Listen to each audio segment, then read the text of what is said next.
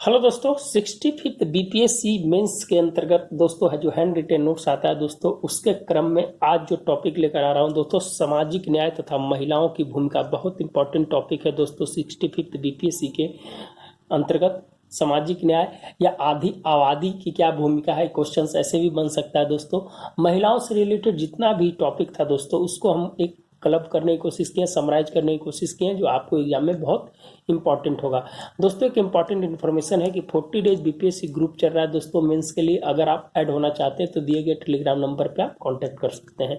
अगर आपको वीडियो अच्छा लगता है तो दोस्तों के भी शेयर कीजिए, लाइक कीजिए, कमेंट कीजिए और बताइए कि इसमें क्या कमियां रह गई हैं। उस कमियां को सुधारने की हम कोशिश करेंगे।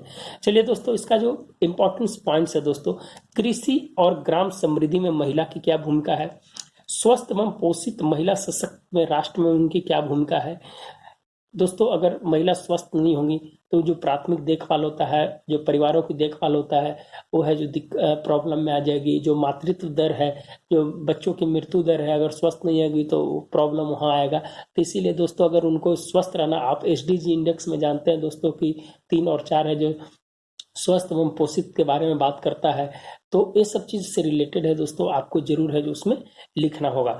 ग्रामीण भारत में विकास हेतु, ग्रामीण भारत में विकास हेतु कृषि महिलाओं के लिए क्या जरूरी है और उसके लिए राष्ट्र के निर्माण में कितना योगदान होता है। महिलाओं का आर्थिक सशक्तिकरण जरूरी है दोस्तों, इकोनॉमिक रूप से भी है जो उनको है जो हमको है जो पुशअप करना है कि अगर जो सशक्तिकरण होगा तो राष्ट्र के लिए। और जो वर्तमान जो भेदभाव की स्थिति बन रही है उसको है जो दूर किया जा सकता है। पंचायतों से लेकर संसद तक की भूमिका है दोस्तों। पंचायत के बारे में हम जानते हैं कि 33% है जो आरक्षण दिया गया था, और है जो बिहार में भी 50% है जो आरक्षण दिया गया है दोस्तों।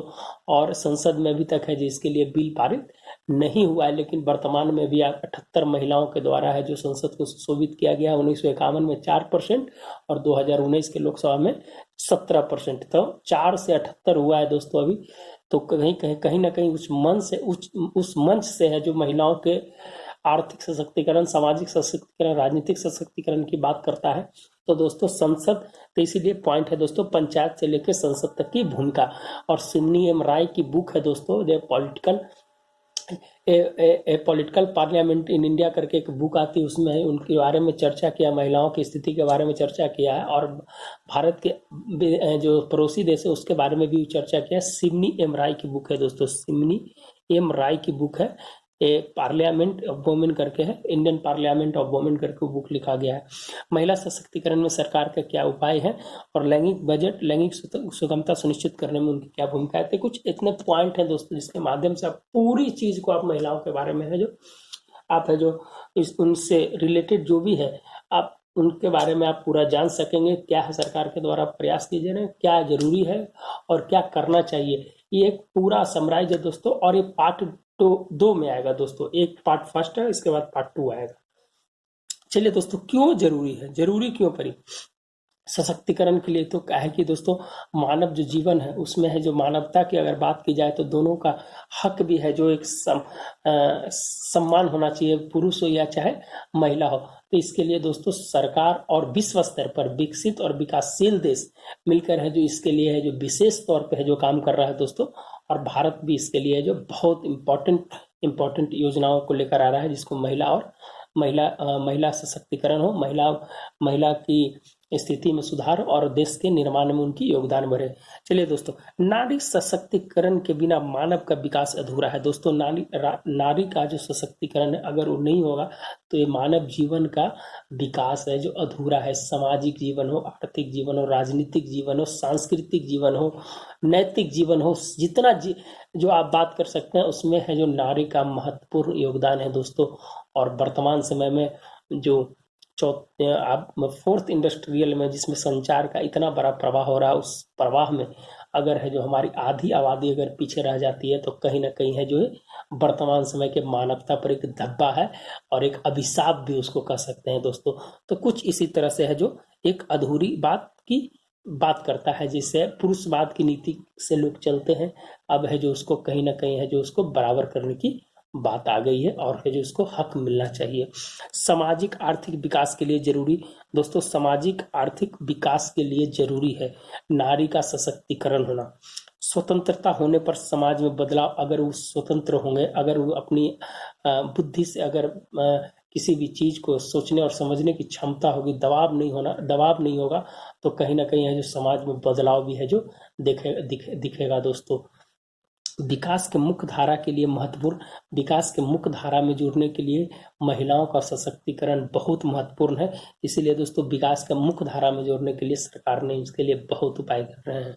महिला के अस्तित्व और अधिकार की रक्षा, आप जानते हैं दोस्तों कि हमारा जो संविधान है उसमें आर्टिकल 40 है जो समानता की बात करता है, आर्टिकल 15 है जो लिंग रंग भेद जो भी है उससे बचने की बात करता है, उससे है जो बताता है कि नहीं सभी का बराबर का अधिकार है।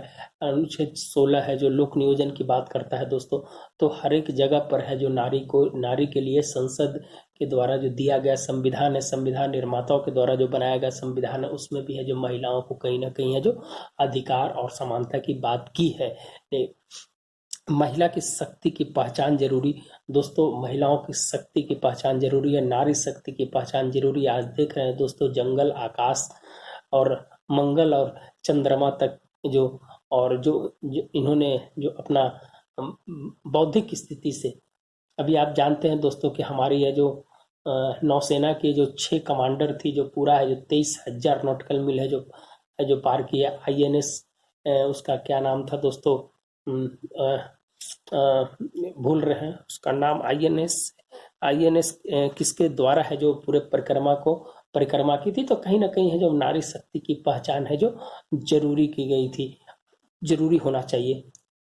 राजनीतिक धारा में अपने मंच को तैयार करना, राजनीतिक रूप से अपने आप को है जो सशक्त करना और अपने आप को है जो उसके माध्यम से अपने मंच, अपनी जो भी परेशानियां है उस अपने राजनीतिक माध्यम से सबों के बीच लाना और उसका है जो उद्धार करना, उसका है जो जागृति करना, उसका है जो उसमें है जो अपनी सहभागिता को देना बहुत जरूरी है दोस्तों। शुभांगी पाठक थी दोस्तों, क्या नाम था उसका, जो INS के माध्यम से, INS जो नौसेना की जो कमांडर थी वो है जो तारनी याद आ गया दोस्तों, तारनी था। वो है जो 6 कमांडर मिलकर है जो दोस्तों है जो 23,000 नॉटिकल मील का सफर तय किया था। चलिए दोस्तों जब पॉइंट्स की बात करेंगे तो हम है जो पॉइंट्स, पहला नंबर जो उसका था कृषि और ग्राम समृद्धि में उसकी क्या भूमिका है। कृषि और ग्राम समृद्धि में जो भूमिका है दोस्तों, इसमें आप है जो इसको लिख सकते हैं कि कृषि क्षेत्र में वर्तमान है दोस्तों 15.5% है जो महिलाओं की भागीदारी है। जो आपका सर्वे है, जो सर्वे आया है दोस्तों, उस सर्वे के अनुसार कृषि क्षेत्र में 15.5% है जो उनकी भूमिका है। कृषि जनगणना जो हुआ था दोस्तों, उसमें क्रियाशील महिला पट्टेदारों की भूमिका 13.87% था, जो 2015-16 के जो कृषि जनगणना में जो हुआ था उसके अनुसार था। और यह जो 12.79 से बढ़कर 13.87 हुआ था। कृषि प्रबंधन में भूमिका, कृषि प्रबंधन एग्रीकल्चर मैनेजमेंट जो होता है दोस्तों, मैनेजमेंट का मतलब होता है कि बुआई, कटाई से लेकर उसके भंडारण के उपयोग तक जो महिला की भूमिका है, उस भूमिका में भी है जो कृषि कार्य में है जो उनकी बहुत बड़ी भूमिका होती है दोस्तों। वैकल्पिक रोजगार के अवसर के रूप में भी वर्क करता है। अगर महिलाएं अगर मान लीजिए कि अगर कृषि कार्य में संलग्न है तो MSME सेक्टर से हो गया या किसी और सेक्टर्स के माध्यम से है जो अपने वैकल्पिक रोजगार के रूप में अपना जो सहायता प्रदान कर सकती है और अपना रोजगार के नए अवसर को सृजन कर सकती है, जिसके अर्थव्यवस्था में है जो उसका है जो प्रभाव पड़ेगा और उसका है जो इफेक्ट पड़ेगा, जिससे हमारा देश है जो सशक्तिकरण होगा। नाबार्ड के अनुसार, नाबार्ड है दोस्तों, उसकी स्थापना 1982 में हुई थी शिव रमन समिति के सिफारिश पर हुआ था दोस्तों, शायद 6ठी पंचवर्षीय योजना में 1982 में। और उसमें 60% महिला को बताया गया है कि घरेलू कार्य में है जो अभी भी संलग्न रहती है। और इसीलिए जो अरविंद सुब्रमण्यम समिति है, इसके लिए जो एक रिपोर्ट भी भारत सरकार को सौंपा था कि इसके लिए है जो आप है जो यहाँ से कार्यशील जनसंख्या को निकालिए, काहे कि ज्यादातर घरेलू कार्य में है जो संलग्न रहने से कारण उनकी जो भूमिका है जो वहां तक है जो नहीं पहुंच रही है जितना भूमिका पहुंचना चाहिए। तो एक कृषि और ग्राम समृद्धि में उनकी भूमिका से रिलेटेड कुछ पॉइंट्स हैं दोस्तों, आप इसको 2-2 लाइन लिख लीजिएगा तो आपका है जो पूरा हो जाएगा। चलिए दोस्तों आगे बढ़ते हैं। स्वस्थ एवं पोषित महिलाएं सशक्त राष्ट्र के लिए जरूरी है। क्या जरूरी है दोस्तों? अगर स्वस्थ होगा, अगर पोषित होंगे तो महिला क्या होंगे? सशक्त राष्ट्र के लिए है जो इम्पोर्टेंट्स होंगे, जरूरी होंगे। इसमें लिए दोस्तों कि परिवारों के लिए महत्वपूर्ण होते हैं। क्या कि इसका प्राथमिक देखभाल है जो महिलाओं के द्वारा ही किया जाता है। इसके लिए दोस्तों प्राथमिक देखभाल में परिवारों के लिए महत्वपूर्ण है। सामाजिक न्याय एवं समानता के लिए जरूरी है। सामाजिक न्याय की अगर बात किया जाए दोस्तों, सोशल जस्टिस की बात किया जाए तो दोनों को बराबर का हक है और समानता की बात भी है जो यहाँ पर होनी चाहिए। SDG 2 के अनुसार जीरो पॉवर्टी बोलता है दोस्तों कि अगर गरीबी की स्थिति में आ जाती है तो स्वस्थ और पोषित महिलाएं नहीं हो पाती है, कहीं ना कहीं है जो किसी न किसी रूप से है जो ग्रसित रहते हैं, जिसके कारण है जो जन्म देने वाले बच्चों पे उसका असर पड़ता है और उसका है जो मृत्यु दर है जो बढ़ जाता है, जिसके कारण है जो दोस्तों महिलाओं को और SDG इंडेक्स में दोस्तों 3 और 4 में पोषण और स्वास्थ्य की बात की गई है। इसीलिए दोस्तों SDG को भी जोड़ना बहुत जरूरी था यहाँ आपके साथ। माताएं एवं बच्चों के कुपोषण दर में कमी लाना। दोस्तों स्वस्थ और पोषित महिलाएं अगर रहेगी तो है जो क्या होगा, माता और बच्चे के बीच में, जच्चा और बच्चा के बीच में जो कुपोषण दर में कमी आएगी। अगर महिला स्वस्थ होगी तब बच्चा ऑलरेडी स्वस्थ होगा, अगर महिला अस्वस्थ होगी तब बच्चा ऑलरेडी अस्वस्थ होगा। NFH के अनुसार नेशनल फैमिली जो सर्वे हुआ था दोस्तों, उसके नेशनल फैमिली जो उसके चौथा नंबर जो सर्वे हुआ दोस्तों, उसमें 15 से 49 वर्ष के जो महिलाओं के बीच में है, उसमें 22.9% वजन में है जो कमी देखी गई है। ये कुछ डेटा है दोस्तों, आप उसको यूज कर सकते हैं, अगर आपको याद रहे तो उसको यूज कर सकते हैं। उसमें 53.1% एनीमिया से ग्रस्त बताया गया है और 21% दोस्तों प्रसव पूर्व ही लाभ ले पाती है। जो भी प्रसव रहती है महिला, वह जो 21% में उसका लाभ है जो उसको मिल पाता है। ये है जो दोस्तों नेशनल फैमिली जो आपका जो सर्वे हुआ था उसके अनुसार है, जो हेल्थ सर्वे जो हुआ था उसके अनुसार था ये।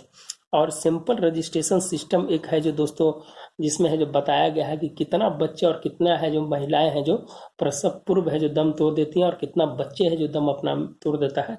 उसमें दोस्तों इसमें है जो महिलाओं के लिए जो मातृत्व जो है उसमें 1 लाख के सैंपल सर्वे को रखा जाता है, 1 लाख पे माना जाता है, तो 1 लाख में 122 है जो अपनी दम को प्रसव के दौरान है जो इस प्रॉब्लम आ जाती है, उनकी जो मृत्यु हो जाती है। और बच्चे में दोस्तों 1000 सैंपल पर लिया जाता है, उसमें 41 बच्चे हैं जो अपना जन्म के बाद है जो मृत्यु हो जाता है। तो ये ऐसे कुछ सर्वे है दोस्तों, इस सर्वे को आप है जो जरूर है जो याद रखिएगा, क्या कि एग्जाम में आपको इम्पोर्टेंट होगा। देखिए दोस्तों इसके लिए योजनाएं क्या क्या है। योजनाएं इंपॉर्टेंट है दोस्तों। योजना है दोस्तों कि आपको देखिए जननी सुरक्षा योजना जो भारत सरकार के द्वारा चलाया गया है, राष्ट्रीय स्वास्थ्य मिशन योजना, आंगनबाड़ी सेवा योजना, आशा योजना, प्रधानमंत्री मातृत्व वंदना योजना 2017 में चालू हुआ था दोस्तों। यह जो 5,000 रुपया प्रसव के समय, अगर बच्चे जन्म होता है तो उसके समय 6,000 रुपये है जो दिए जाते हैं। प्रधानमंत्री उज्ज्वला योजना महिलाओं को, जो आप जानते हैं दोस्तों, ये है जो पहले 5 करोड़ है जो इसके रखा गया था, अब वर्तमान है जो 8 करोड़ है जो ये अपना लक्ष्य से पहले ही है जो पूरा कर लिया है दोस्तों। ये 2016 में चालू हुआ था, अभी ये जो इसका लक्ष्य था वो लक्ष्य से पहले ही है जो पूरा कर लिया। अक्टूबर 2019 में है जो अपना लक्ष्य को पूरा कर लिया था, 8 करोड़ का जो था वो पूरा कर लिया था। तो उज्ज्वला योजना है जो महिलाओं को LPG दिया जाता है और अभी कोविड-19 के समय 3 महीने तक के लिए फ्री दिया जाएगा उनको LPG सिलेंडर। राष्ट्रीय क्रेंच योजना है दोस्तों, इसमें है जो केयर से रिलेटेड होता है और ये पूर्व प्रधानमंत्री जो राजीव गांधी उनके नाम पर पहले रखा गया था, अभी है जो राष्ट्रीय क्रेंच योजना करके रखा गया है इसका नाम। मातृत्व लाभ है दोस्तों, 12 सप्ताह से 26 सप्ताह कर दिया, 2017 में इसको लागू किया गया था। पहले 12 सप्ताह था, जो महिलाएं काम करती हैं सरकारी गवर्नमेंट नौकरियों में जो काम करती हैं तो उनको पहले 12 सप्ताह छुट्टी मिलता था और अभी वर्तमान में है जो उनको 26 सप्ताह मिलता है। और वर्ल्ड में दोस्तों नॉर्वे में है जो आपका 48 सप्ताह है। नॉर्वे में सबसे ज्यादा है जो मातृत्व लाभ का लाभ मिलता है दोस्तों। पोषण अभियान 2017 में चालू हुआ था दोस्तों। पोषण अभियान बच्चों जो भी है जो बच्चों हो गया और जो छोटे छोटे बालक होते हैं या लड़कियां होती हैं उनके लिए है जो योजना चलाया गया था। राष्ट्रीय पोषण योजना 115 जिलों को है जो चयनित किया गया था। आकांक्षी योजना के तहत है जो 115 जिलों को पहले है जो चयनित किया गया था, तो राष्ट्रीय पोषण अभियान के तहत ही उसको चयनित किया गया था। एकीकृत बाल संरक्षण योजना और किशोर बालिका योजना 11 से 14 वर्ष के लड़कियों के लिए है जो योजना है। तो कुछ ऐसी योजनाएं थी जो दोस्तों भारत सरकार की योजना है, आप योजना जरूर याद रखिएगा, तब है जो आपको नंबर बहुत अच्छा मिलेगा। महिलाओं के लिए एक राष्ट्रीय नीति 2016 ड्राफ्ट तैयार किया गया था दोस्तों। उसमें 2 साल तक मैंने प्रसव के 2 साल तक पोषण की व्यवस्था की गई थी, 270 दिन, उसके बाद 365 दिन, उसके 365 दिन, मैंने 1000 दिन तक है जो उसको जो संरक्षा, सुरक्षा और पोषण की व्यवस्था है जो किया गया है उसके संदर्भ में। ये तो योजना की बात हो गई दोस्तों। अब कुछ कानून की बात करते हैं, क्या क्या कानून है जो आज़ादी के बाद जो कानून बने हैं उस कानून की बात करते हैं। तो स्पेशल मैरिज एक्ट 1954 में, क्या आपका फर्स्ट पंचवर्षीय योजना जो था उसके समय में चालू किया गया था। हिंदू विवाह अधिनियम 1955, अनैतिक यातायात अधिनियम 1956, दहेज प्रतिषेध 1961 और मातृत्व लाभ जो आपको बताया दोस्तों वो भी है जो 1961 में इसको लागू किया गया था। गर्भ चिकित्सीय समापन अधिनियम, इसको है जो 1971 में इसको लागू किया गया था दोस्तों। इसमें है जो आपको जो बच्चे के जो लिंग परीक्षण होता था उसको रोकने के लिए है जो ये है जो आप एक चीज देखते होंगे दोस्तों कि एक टीवी पर एक ऐड आता है, उसमें है जो एनएलडीटी एक्ट उसको बोला जाता है। उस एक्ट के तहत है जो 1971 के अंदर लिंग परीक्षण की बात है जो कानूनन अवैध माना गया है। समान परिश्रम अधिनियम 1978, सती आयोग 1987, महिला आयोग 1990, बाल विवाह निषेध 2006 और कार्यस्थल पर यौन उत्पीड़न 2013 और विशेष विवाह अधिकार संरक्षण अधिनियम 2019 जो जिसके चलते ट्रिपल तलाक का जो मुद्दा है दोस्तों इसके अंतर्गत लाया गया है विशेष विवाह अधिकार संरक्षण 2019। तो कुछ है जो दोस्तों कानून था, कुछ योजनाएं थी। तो इससे आपको दोस्तों बहुत सारी चीज है जो आपको मिल जाएगी।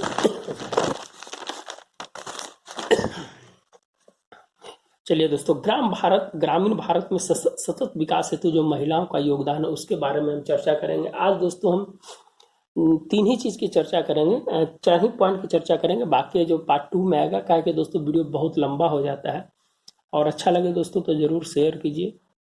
हम आपके वही मेरा मानक होता है जो जिस पे हम काम करते हैं, अगर सही है तो सही है, नहीं तो बदलाव के लिए अगर आप कमेंट दीजिएगा तो हम उसको स्वीकार करेंगे क्या बदलाव की जरूरत है।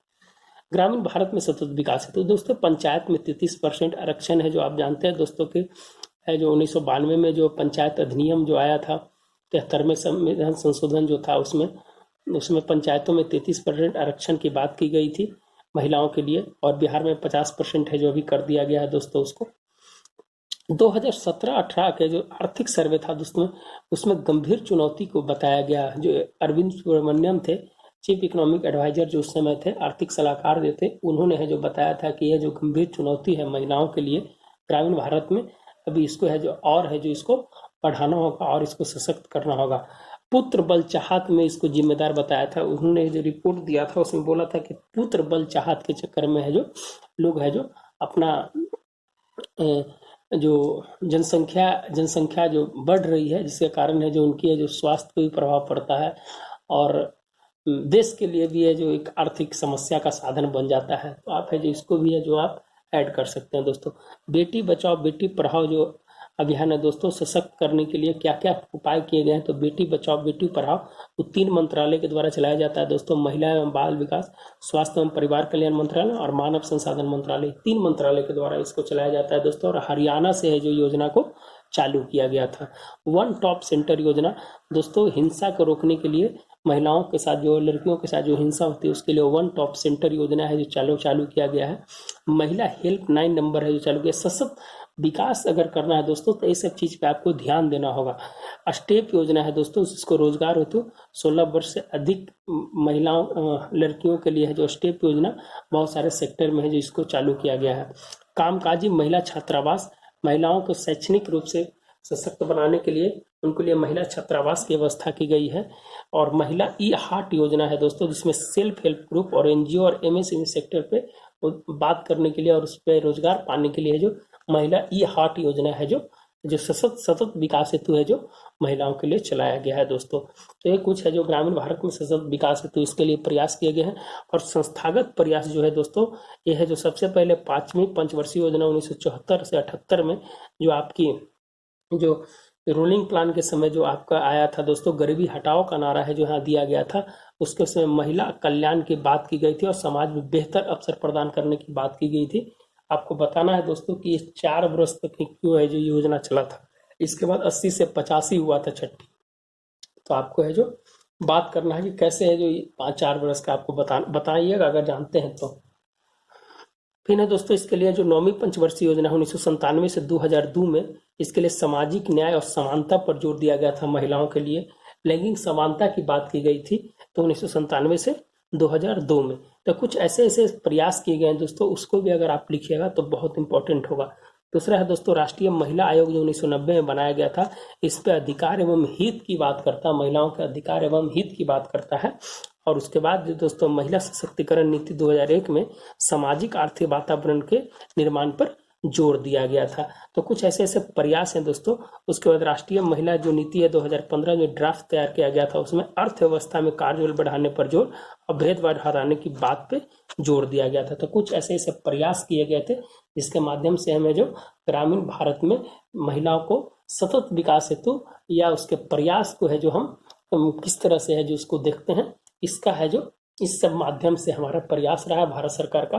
तो दोस्तों, आज का वीडियो यहीं रोकते हैं दोस्तों, और कल है जो वीडियो जो आएगा इसका पार्ट 2 आएगा दोस्तों, देखना ना भूलिएगा।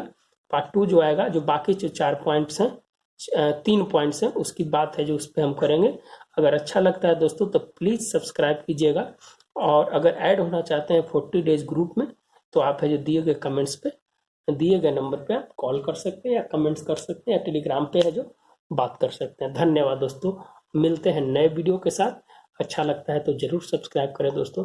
धन्यवाद दोस्तों।